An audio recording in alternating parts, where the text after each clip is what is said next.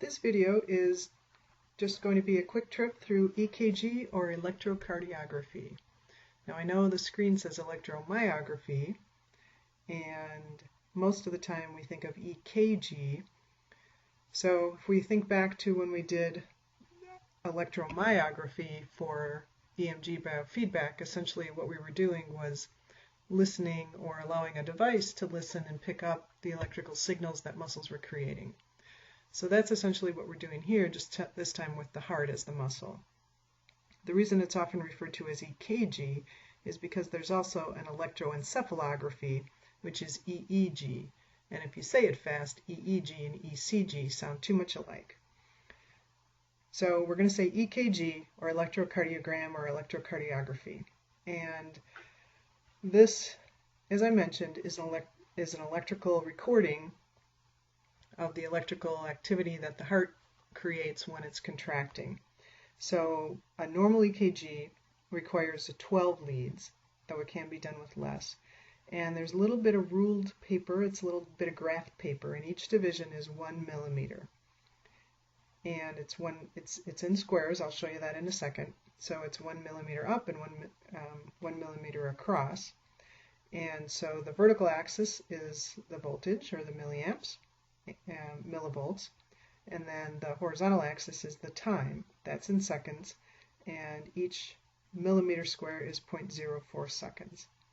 So since we have time and we have the strength of the millivolts, then we can look at a variety of things. We certainly, with the timing issue, we can look at the rate of the heart rate. We obviously can see rhythm just because of the graph, and we can look at the strength of the contraction. So you're probably aware that EKG is used a lot to assess cardiac problems, and we'll talk about some different types of cardiac problems. Now, I'm not going to expect you to be able to read an EKG, a normal one or an abnormal one.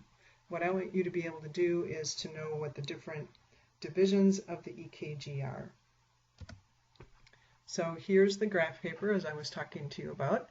And each one of the little tiny squares is 1 millimeter, and then you can see they're kind of divided into bigger squares as well. So there's not a listing, so a normal EKG is going to come out like a long strip, but time is on the bottom, and then, as I said, vertically is the strength or the millivolts. So when we're looking, this should remind you a bit of an action potential kind of a graph. So that first positive deflection here is called the P wave. I don't know why they started in the middle of the alphabet, but they did. So this is P, and this is a positive deflection. Of course, we would have a baseline. Anything above that would be positive. Anything below it would be negative. So this is a positive deflection. So that P wave is essentially the depolarization of the atria. And of course, this happens after the impulse reaches the SA node. So when the impulse reaches the SA node and the atria contract, that contraction creates electrical activity, and so that's what you see here in this P wave. I gave you on your lecture outline notes, you can see the normal values. Again, not something I want you to try to memorize, but there are normals.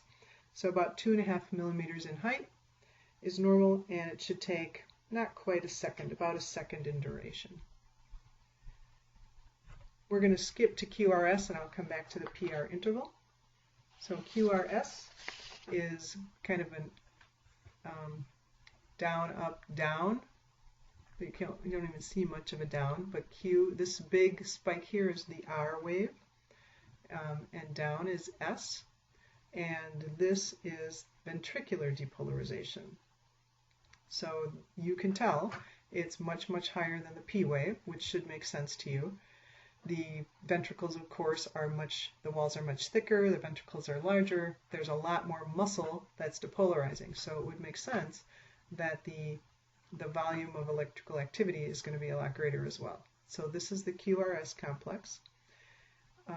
Some of the things that you might see that is if this takes a longer time, this length of time for that depolarization to occur or for the ventricles to contract, that could indicate that there's some problem with conduction through the Purkinje fibers. If this height is a lot higher of the R, the peak of the R, that could indicate some cardiomegaly. Or if it's very small, then it could indicate that the muscle's not contracting very strongly at all. So this could indicate a lot of reasons. Various aspects of coronary artery disease, including heart failure, could indicate pulmonary complications like emphysema. Could be somebody with just generalized edema or some edema around the heart itself. So there could be a lot of reasons. But again, knowing what the normal size is, if it's greater or less than a normal range, then that would indicate to the cardiologist and to the other healthcare providers that kind of point them towards some diagnoses. Here's the T wave. That's the next one in line. And this is slightly rounded, a little bit asymmetrical. And again, this is a positive deflection, and it represents repolarization of the ventricles. So let's go back to the segments. The first one, we have the PR interval. So from the start of the P wave to the beginning of the QRS complex. So this is the PR interval. And basically, since the atria is contracting during this time, but the ventricles haven't started, it's the time that it takes the impulse to go through the atrium and through the Purkinje fibers, again, right before systole would occur. So it's essentially the time of diastole. And again, there's a normal time for that. Then we did QRS, and then if we look at the ST segment, there we go, about to here, again, that's going to come at the end of the QRS and then right before repolarization. So this is essentially the beginning of repolarization. And if you remember when we did EMG and EKG and when we talked about action potentials, there's a period of time when a nerve or a muscle can't depolarize again, called the absolute refractory period. And that's essentially what you're seeing here is during this ST segment, you couldn't, no matter the stimulus, you wouldn't be able to have another contraction occur. It should be very close to baseline. What we often look at with this ST segment is if it's depressed, this could indicate somebody that's had a myocardial infarction or who has angina, because it indicates depression of that ST segment indicates ischemia, cardiac ischemia. So right here, this was kind of depressed or down below the baseline. It also, if it's elevated, it might be an acute MI, like one that's happening right now. So again, we have a normal pattern that we should be able to see, and if there's either elevation or depression of the parts of the pattern, it indicates different diagnostic elements. And then lastly, the QT interval, again from the start of the QRS to T to the end of the T wave, that's the QT interval, and that's systole.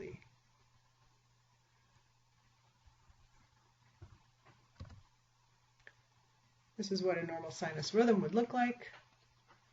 And the reason we know it's normal is because we can tell that a person is going to have the QRS showing up. Here's the R, it's right before this line. So R should be just a little bit before that line every time. So let's count how many. So we're starting at this one, 1, 2, 3, 4, 1, 2, 3, 4, 1, 2, 3, 4. So there's a teeny bit of variation. And remember, this this little tiny square is only 0.04 seconds. So it's very close. 1, 2, 3, 4, 1, 2, 3, 4. So we've got a pretty normal rhythm there. And you see a nice P, QRS, T, P, QRS, T, P, QRS, T. So you see normal sinus rhythm.